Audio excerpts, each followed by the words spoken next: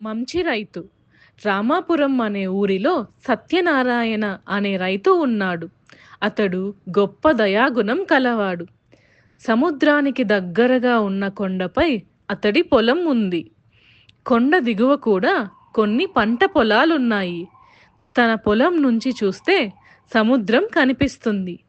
ఒకసారి కొండపై తన పొలంలో వరి కోసి కుప్ప వేస్తున్నాడు.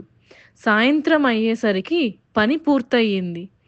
ఇంటికి బయలుదేరుతుండగా సముద్రం వైపు చూశాడు. కడలిలో నీరు బాగా వెనక్కి వెళ్ళిపోవడం గమనించాడు.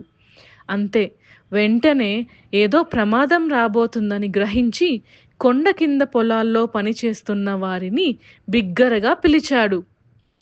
ఎంత పిలిచినా వాళ్ళు రాకపోవడంతో ఏం చెయ్యాలి అని ఆలోచించాడు. బాగా ఆలోచించి ఒక నిర్ణయానికి వచ్చాడు. కష్టించి పండించిన తన వరి కుప్పలకు నిప్పు పెట్టాడు.